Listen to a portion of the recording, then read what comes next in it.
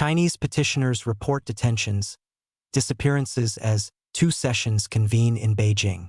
As the Chinese Communist Party gathers in Beijing for its annual 2 sessions political meetings, which begin on March 4th and aim to set the direction for monetary and fiscal policies this year, reports are emerging nationwide of petitioners being detained, monitored, or disappearing after attempting to press their grievances. In China, petitioning is an administrative system for hearing complaints and grievances from the public. Many petitioners travel to Beijing to seek justice for their grievances. In practice, the petitioning process is merely a formality. It is widely reported by human rights groups that the regime routinely dismisses petitioners and often persecutes those who are dissatisfied with the CCP's authoritarian rule. For years, the high-profile 2 sessions, which bring together delegates to China's rubber-stamp Congress and its top political advisory body, have been accompanied by heightened security. However, petitioners and rights advocates say this year's clampdown appears particularly aggressive, with local authorities under pressure to prevent anyone from traveling to Beijing to file complaints. Petitioners who spoke to the Epoch Times allege that regime officials have resorted to forced pledge signings, temporary detentions, and round-the-clock surveillance to ensure what authorities call zero petitions during the politically sensitive period. Petitioners describe pressure removal. One petitioner from Baotou, China, who identified herself only as Chi-Chi for security reasons, told the Epoch Times that she was summoned to a local police station on March 2nd and pressured to sign a written pledge.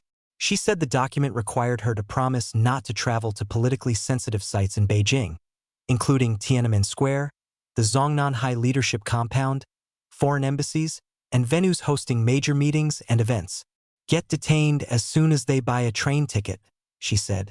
According to Chi-Chi, officials warned that if petitioners reach central government authorities during the 2 sessions, local governments could face disciplinary penalties and heavy fines. They're abusing their power to suppress ordinary people, she said. Several petitioners staying in Beijing ahead of the meetings have gone missing after encounters with state security personnel.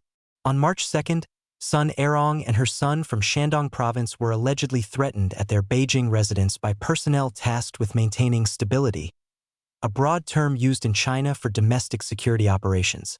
According to online accounts from fellow petitioners, individuals repeatedly knocked on Sun's door the night before. When she did not respond, her electricity was cut off. She also received a phone call from local officials, which she did not answer. Witnesses allege that security personnel attempted to enter through a window. Several hours later, she could no longer be reached by phone.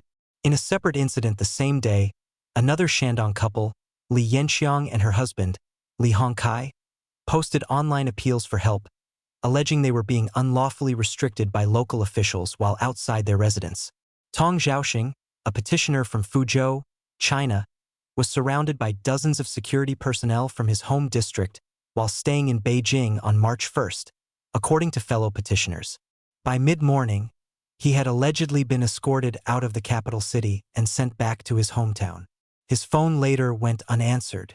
2 petitioners from Chongqing, Lu Qingbi and Chan Dashu, disappeared near the Ministry of Public Security building in Beijing after allegedly being taken away by individuals sent from their home city. Their whereabouts remain unknown, according to other petitioners.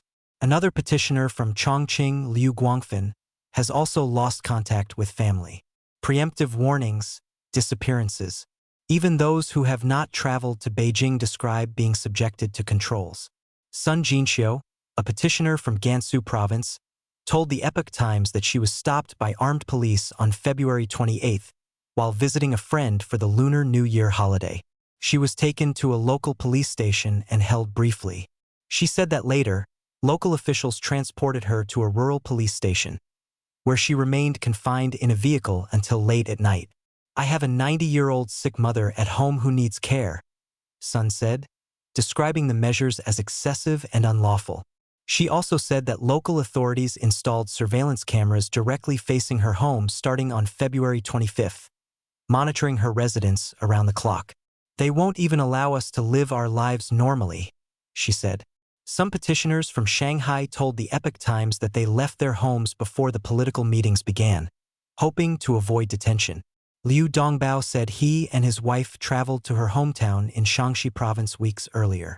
Liu said he was previously detained for 92 days during politically sensitive events last year, during which he says he was physically abused and suffered lasting injuries. Despite relocating, Liu said officials from Shanghai and local police in Shaanxi visited him and officially registered his presence, warning him not to travel to Beijing during the meetings. Another petitioner, Lu Fuzhong, traveled to a village to lodge complaints against local court rulings before being taken back to Shanghai by security officials. His family told the Epoch Times that they lost contact with him shortly afterward. The Epoch Times also learned that a third petitioner, Wang Ruyun, has also lost contact with friends and relatives. Under the CCP, local regime officials are often evaluated in part on their ability to prevent petitioners from escalating complaints to Beijing, particularly during politically sensitive periods such as the 2 sessions. Li Haihai, another petitioner, told the Epoch Times that the interception and monitoring tactics are unlawful. Seeking to defend one's rights is legal, he said. Blocking that process and shielding wrongdoing should be subject to legal accountability. The Chinese regime has not publicly commented on the aforementioned individual cases. As the political meetings are underway in Beijing, families of those who have lost contact with their loved ones told the Epoch Times that they are still waiting for answers. Li Shi contributed to this report.